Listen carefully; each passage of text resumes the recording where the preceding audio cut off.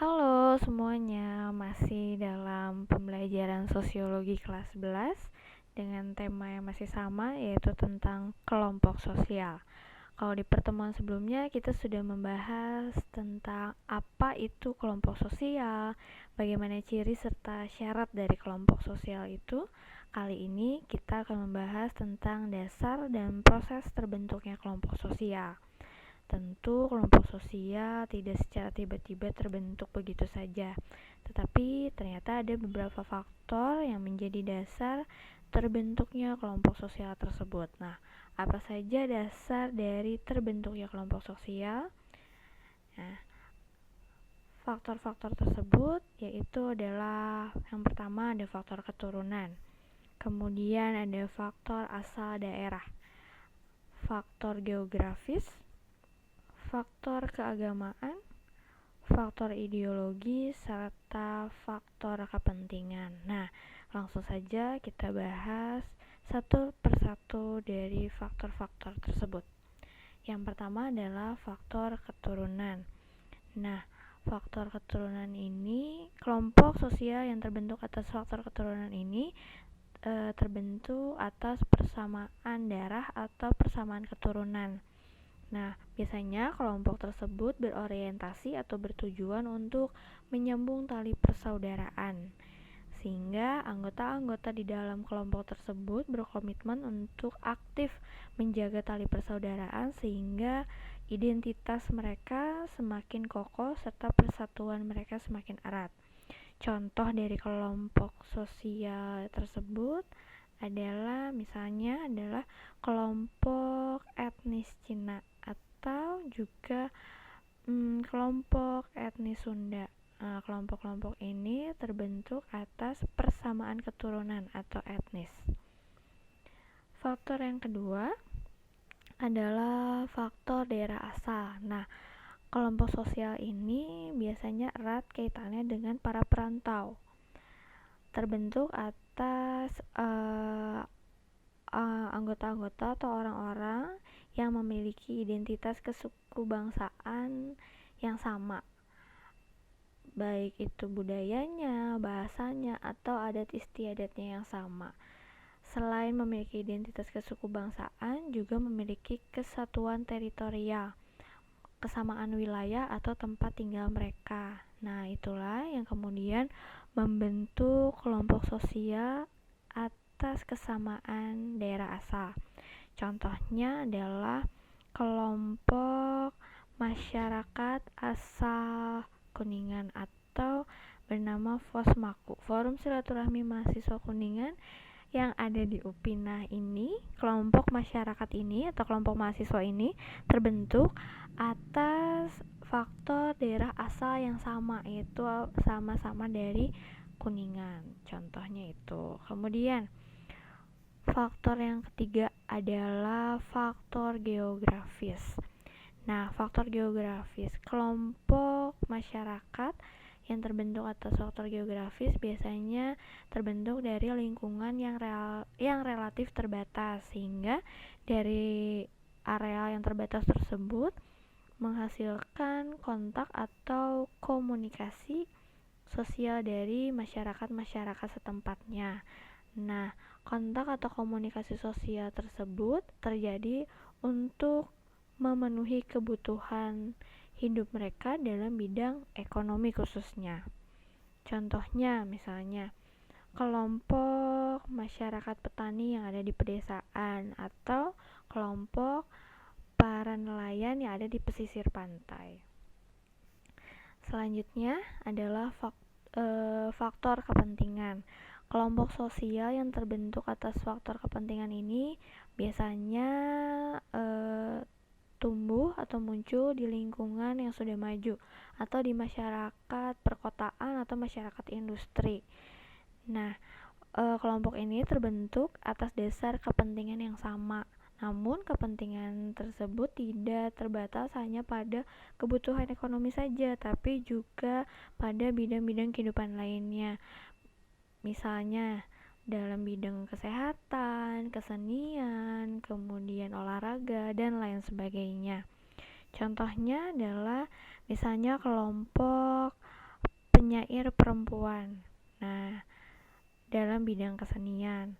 Kemudian juga ada yang namanya HIPMI, Himpunan Pengusaha Muda Indonesia, dalam bidang ekonomi. Itu adalah contoh dari kelompok-kelompok sosial berdasarkan faktor kepentingan.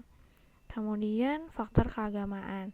Kelompok ini terbentuk atas sistem keyakinan dan keagamaan yang sama. Yang itulah yang merupakan perekat untuk terbentuknya kelompok sosial. Nah, misalnya contohnya adalah kelompok masyarakat Hindu, kelompok masyarakat beragama Buddha, masyarakat anggota kelompok masyarakat beragama Islam, dan lain sebagainya. Dan yang terakhir adalah faktor ideologi kenegaraan. Partai politik merupakan salah satu bentuk kelompok sosial sebagai sarana warga negara menyalurkan aspirasi ideologi atau paham dari negaranya.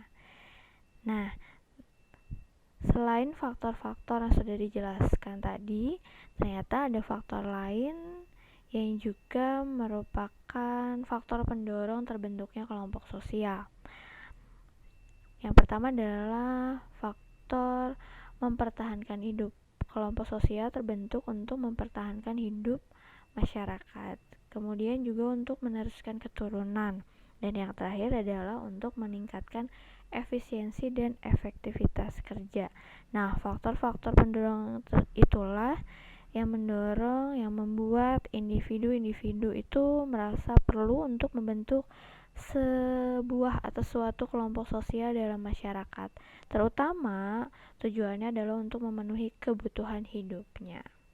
Nah, itu adalah faktor-faktor dasar terbentuknya kelompok sosial. Lalu, bagaimana sih proses terbentuknya kelompok sosial tersebut?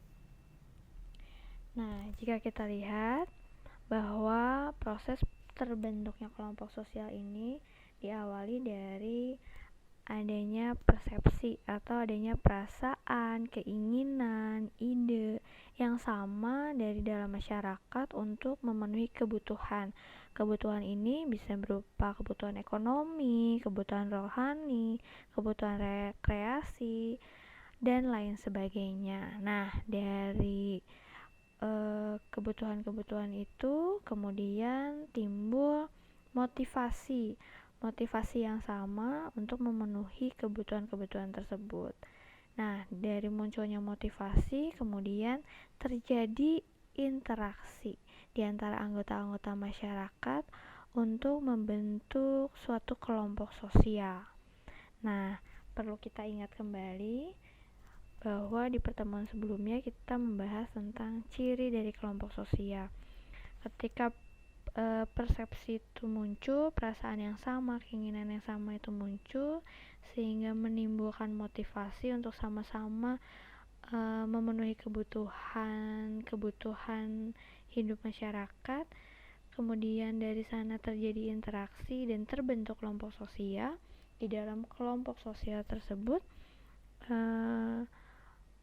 harus ada yang namanya struktur sosialnya, di mana struktur ini dibutuhkan untuk membagi peran serta tugas dari setiap anggota-anggota kelompok.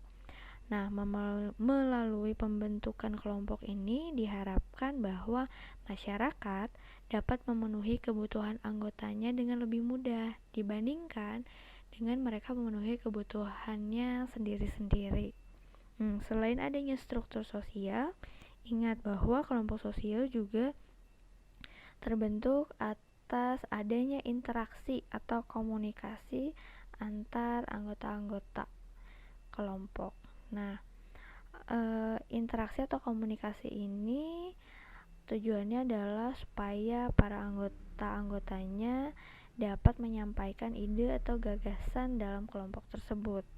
Nah, ketika ada interaksi atau komunikasi, tidak menutup kemungkinan bahwa akan muncul konflik dalam kelompok tersebut. Namun, konflik yang ada di dalam kelompok sosial tersebut bersifat sementara karena anggota-anggotanya secara sadar menyadari pentingnya kelompok tersebut sehingga lebih mudah untuk menyesuaikan diri demi kepentingan kelompok. Nah, itulah proses bagaimana kelompok sosial dapat terbentuk. Nah, di akhir ada tugas yang harus kalian kerjakan. Silahkan amati terlebih dahulu bacaan artikel di nomor 1 dan nomor 2, kemudian jawab pertanyaannya. Di nomor 1 kalian baca dulu artikelnya, kemudian jelaskan bagaimana proses terbentuknya kelompok atau komunitas tersebut. Di yang nomor 2, berikan pendapatmu atas pertanyaan yang sudah dituliskan. Nah, kerjakan di buku tugas kalian masing-masing. Setelah selesai, kemudian foto dan upload di Google Classroom. Oke, selamat mengerjakan dan sampai ketemu di pertemuan selanjutnya.